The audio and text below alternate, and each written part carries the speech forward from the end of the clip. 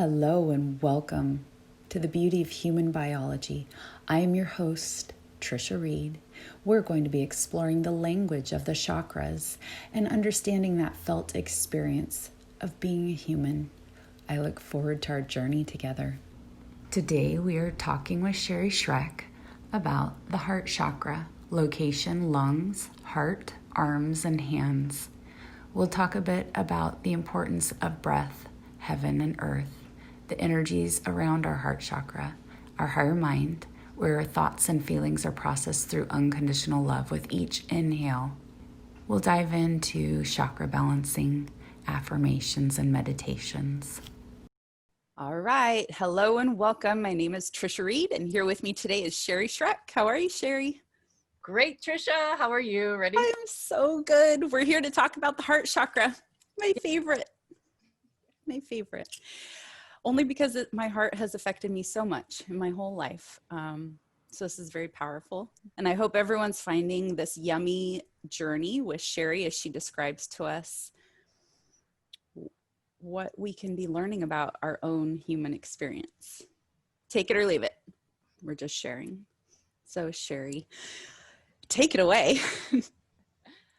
Well, this is definitely, my favorite chakra, and kind of we're halfway through our journey through the chakras. This is literally our central chakra. We have 3 below and 3 above, and we've been digging through the elements from our earth to the grounding earth, to the fluidity of water, to the fire of the solar plexus, and now we start getting into lightness. Air is the element of the heart chakra, and it's our right to love and have joy and fun.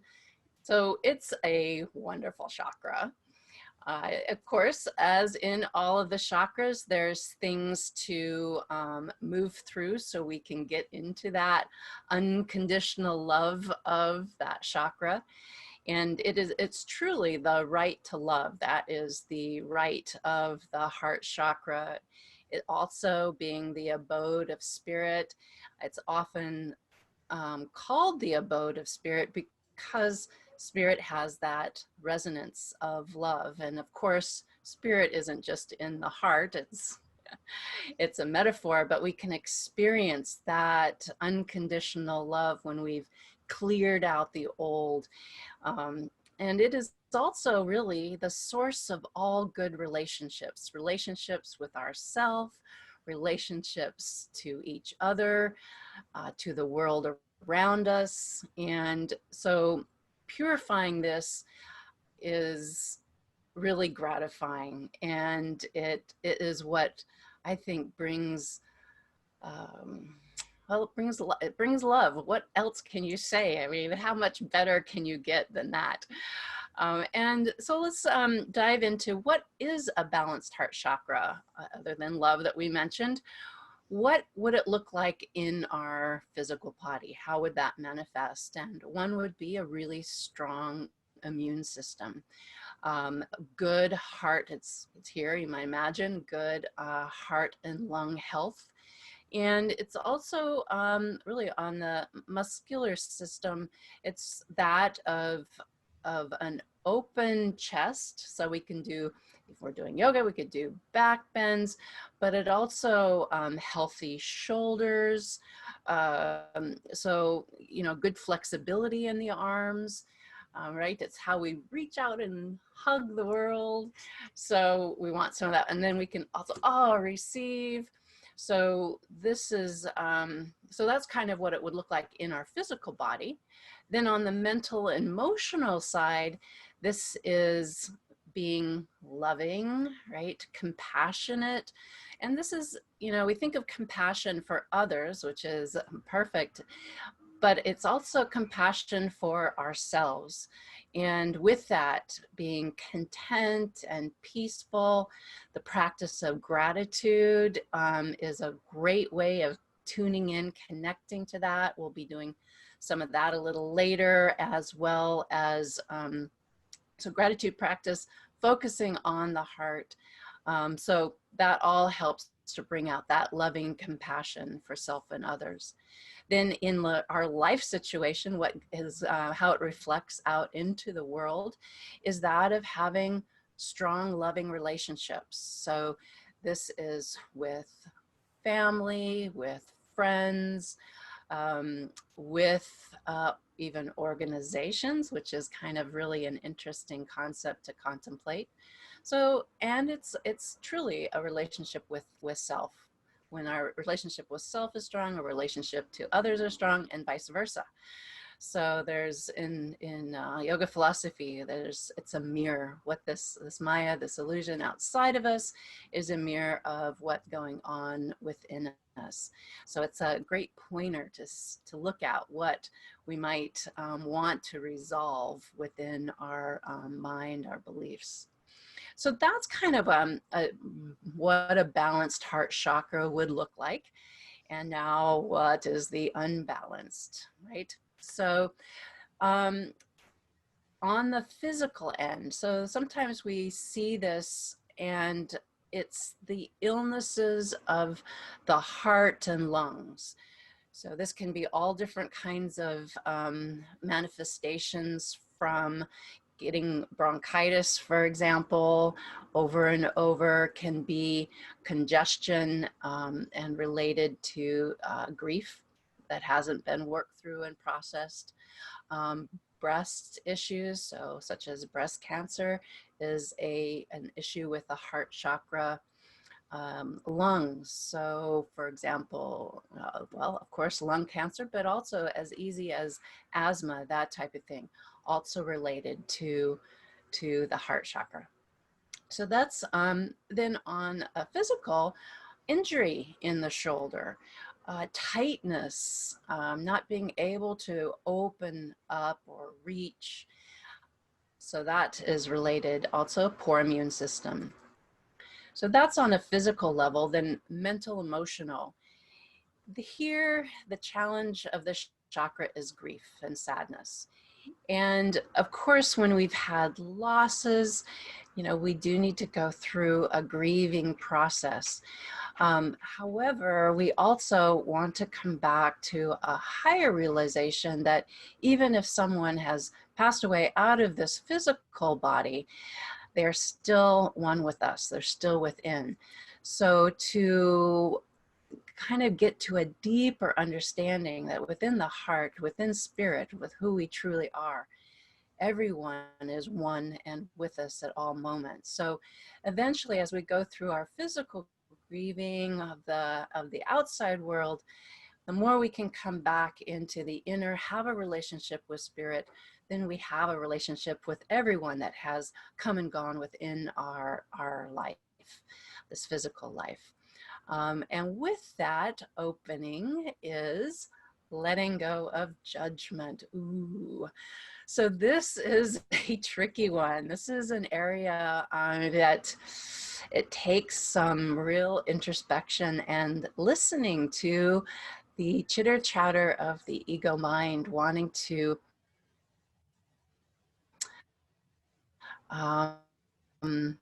diminish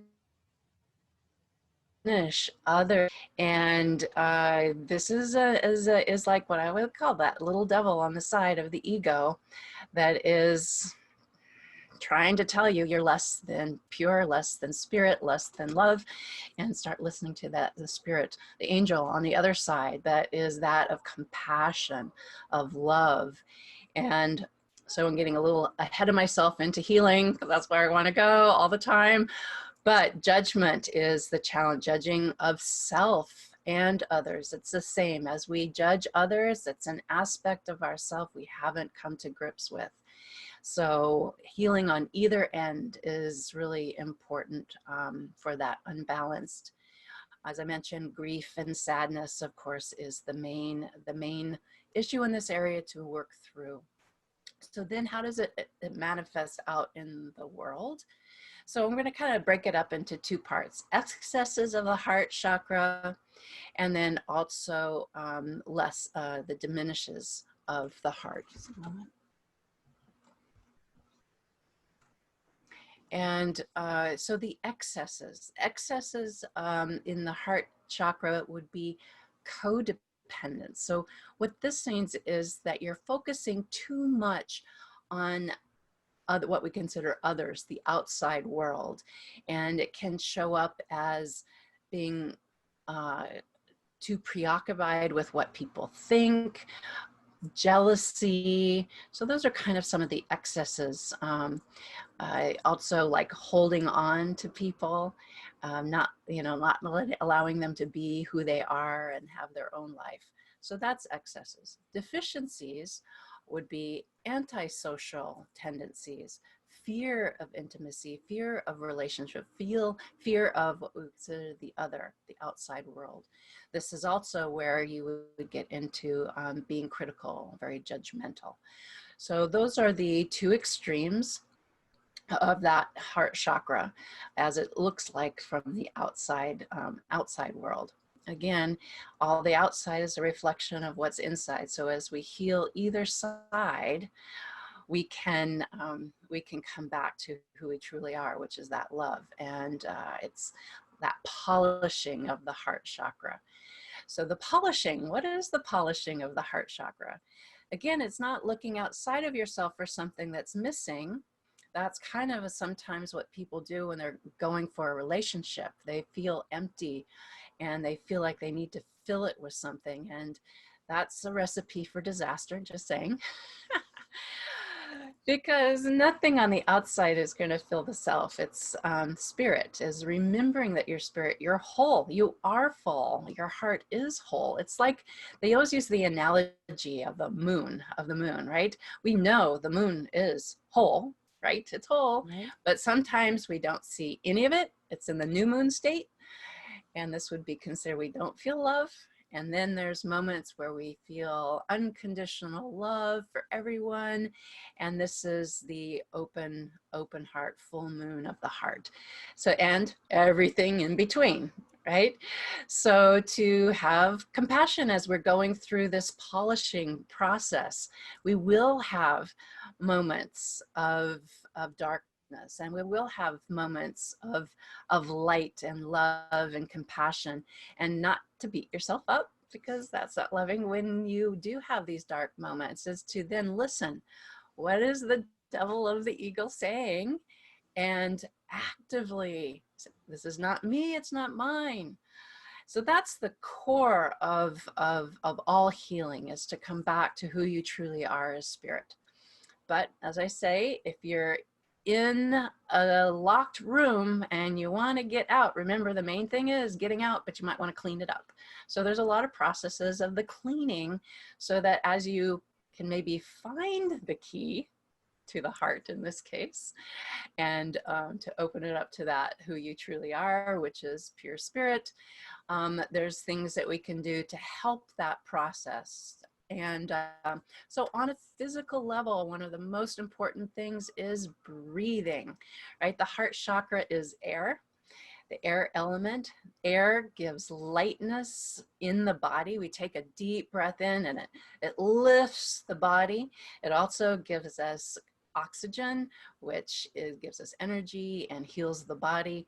So there's so many levels of importance in the breathing.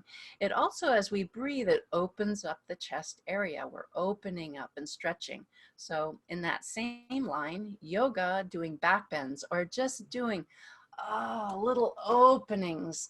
Even in the morning as we stretch, we can go, and that just starts opening up the chest area, making space. There's a lot of studies that show doing back bends helps depression, which is that extreme state of sadness and inward darkness.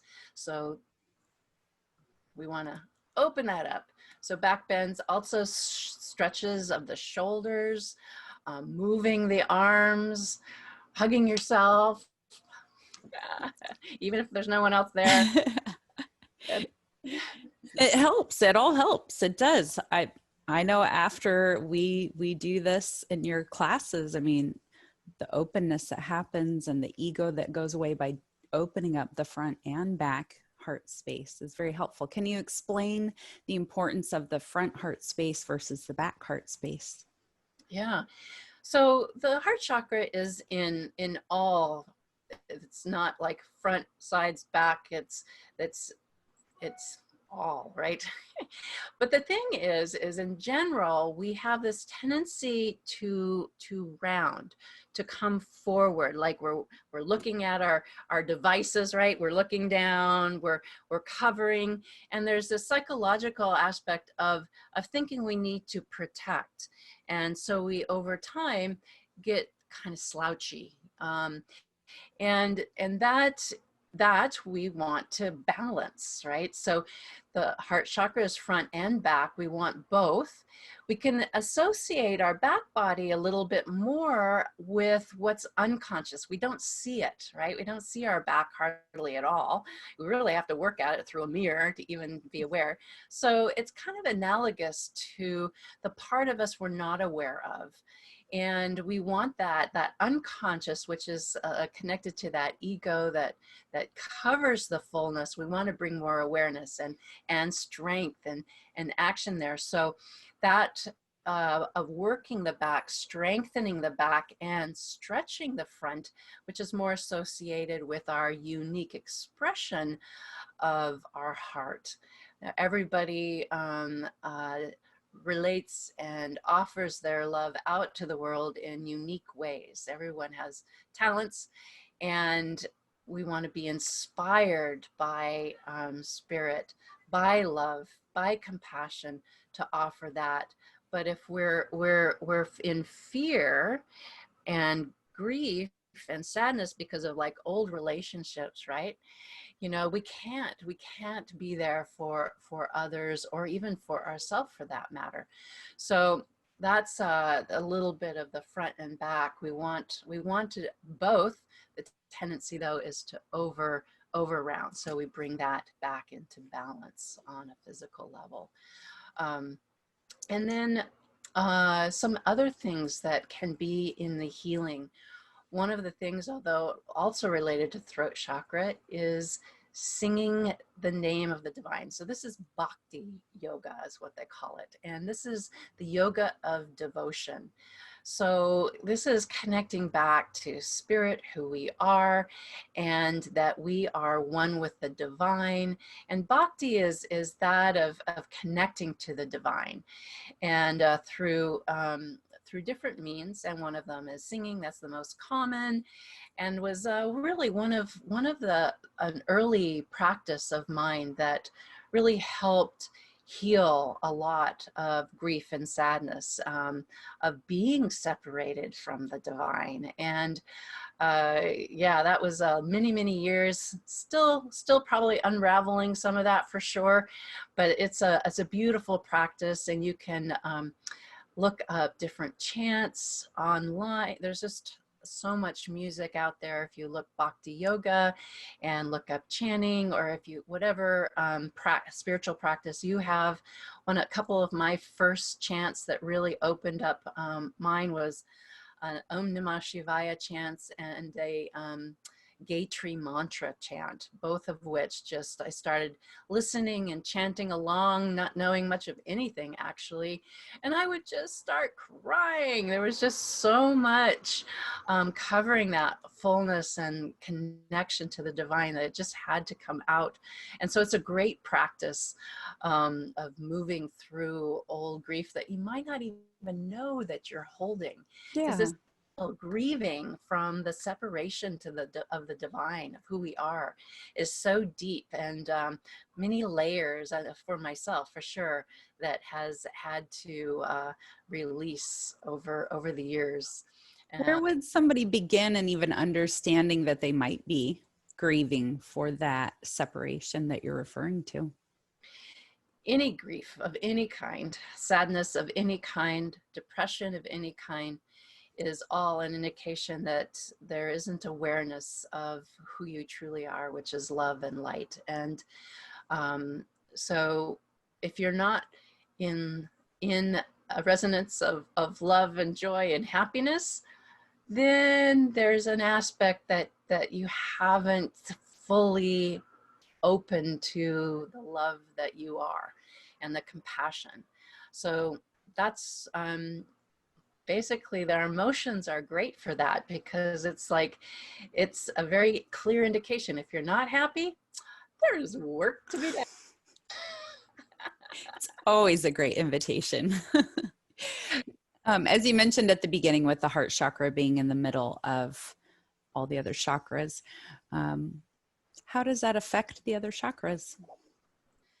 Right. So they're all interconnected. They're kind of like gears that work together. And so the heart chakra is right between the fire of manifesting and also the throat, that of communicating how we connect out to the world and speak. Also that of listening too. And so when the heart is not open, then we create from a place of lack. And so then at best, we're win-lose kind of manifestation. So as we open the heart, then our creations can come from an inspiration of spirit, which then we're creating from love, from a win-win. And so everyone wins.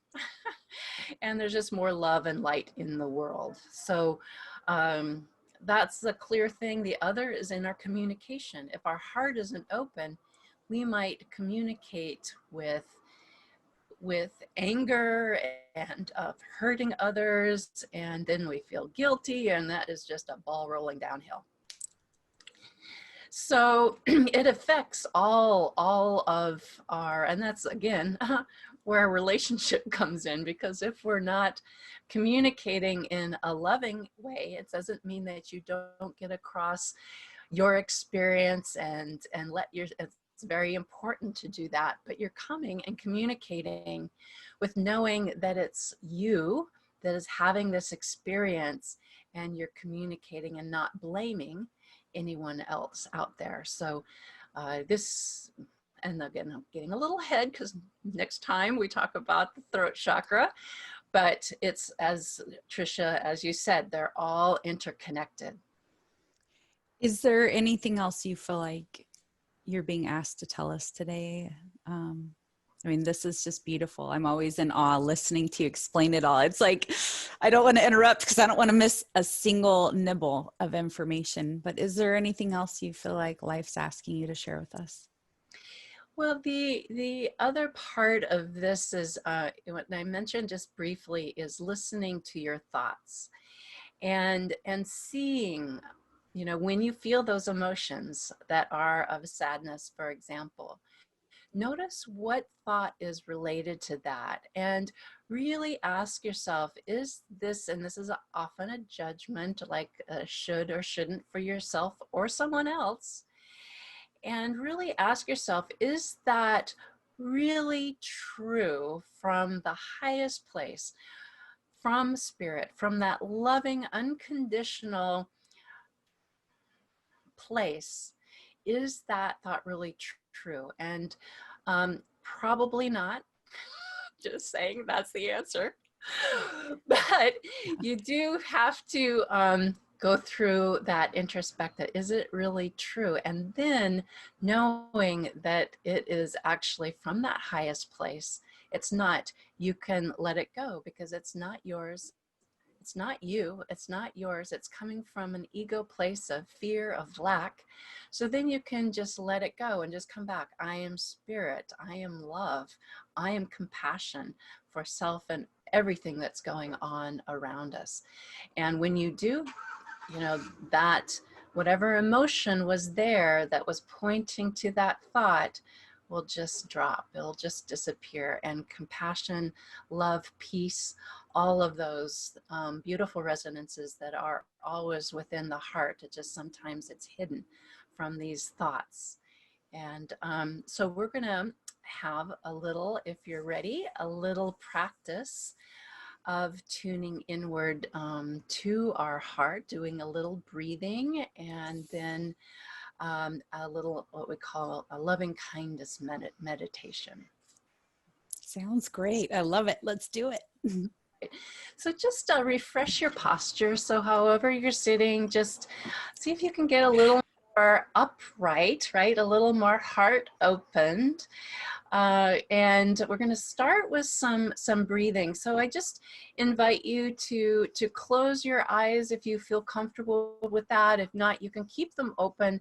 But sometimes it's easier to tune inward when we actually have our eyes closed.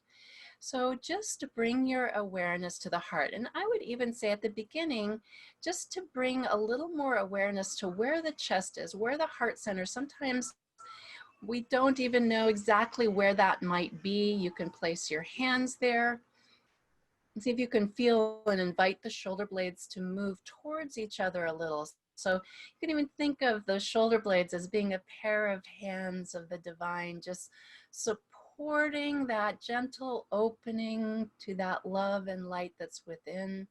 So now that the mind is or focused at the heart center, just add breathing into the heart center, into the chest. So as you inhale with your hands there, you'll feel the chest lifting upwards. And as you exhale, allow it to release and just breathe long and deep. So deep inhale and long exhale. So go slow as you can, feeling that lifting as you inhale, expanding, even imagining your shoulders getting broader, chest getting broader as you continue breathing.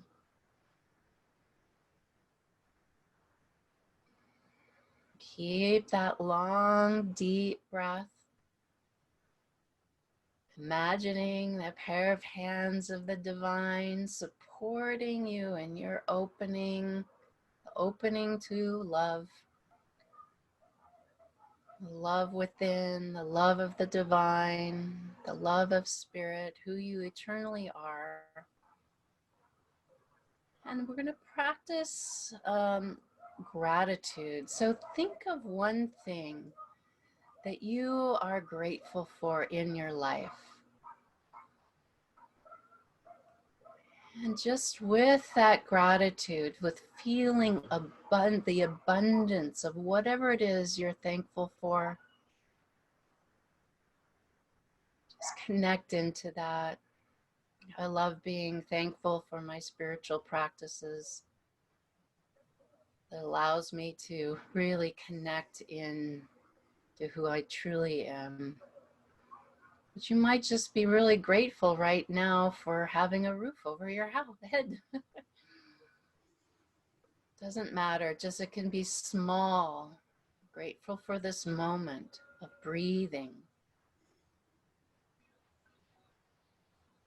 Just feel that resonance in the heart center.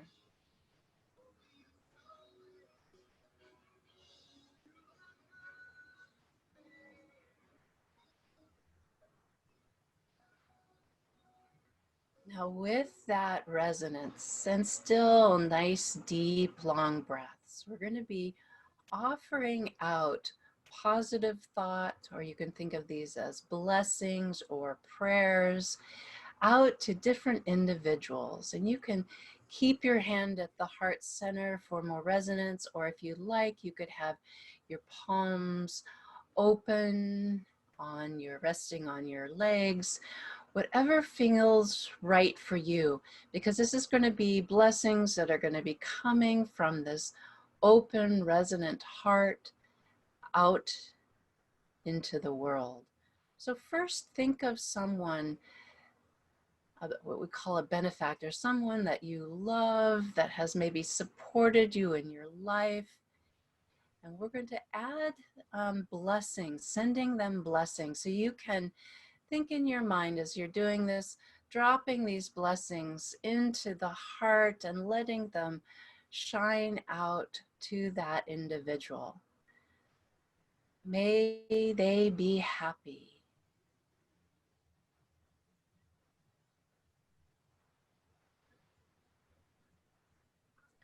May they be healthy.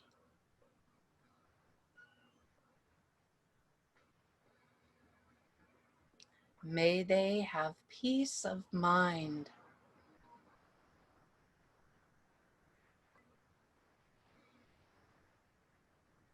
May they live their life from love.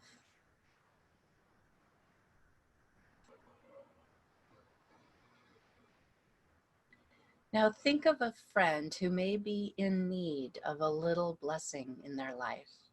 And we're going to send these same blessings to them. So repeating in your mind and heart, may they be happy.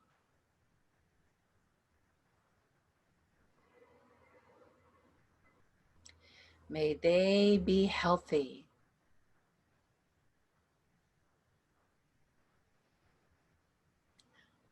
May they have peace of mind.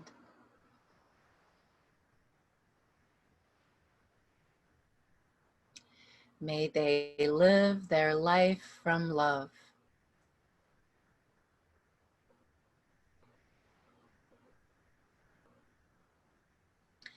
Now find that compassion within your heart to send these blessings to someone that you've had conflict with. May they be happy.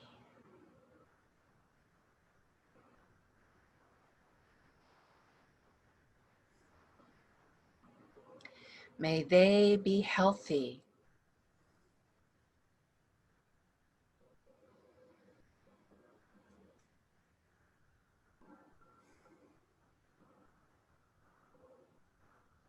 May they have peace of mind.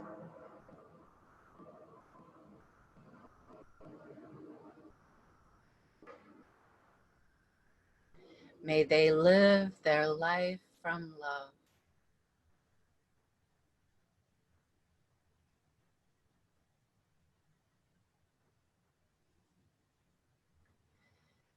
So now, placing your hands back at the heart center, we're going to send these same blessings to ourselves. May I be happy.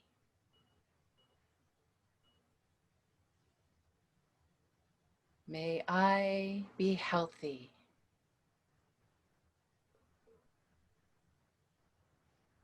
May I have peace of mind. May I live my life from love.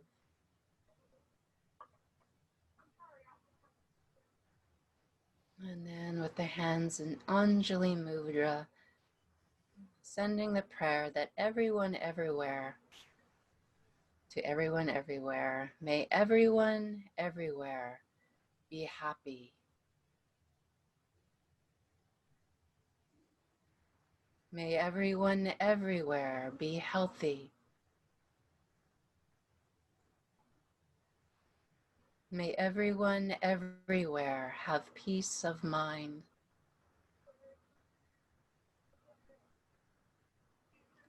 May everyone everywhere live their life from love.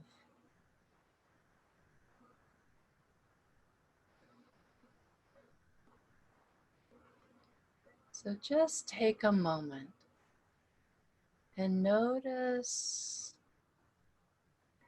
their state. The mind may be a little quieter. The heart may resonate with a little more peace, love, contentment. Notice what it is for you.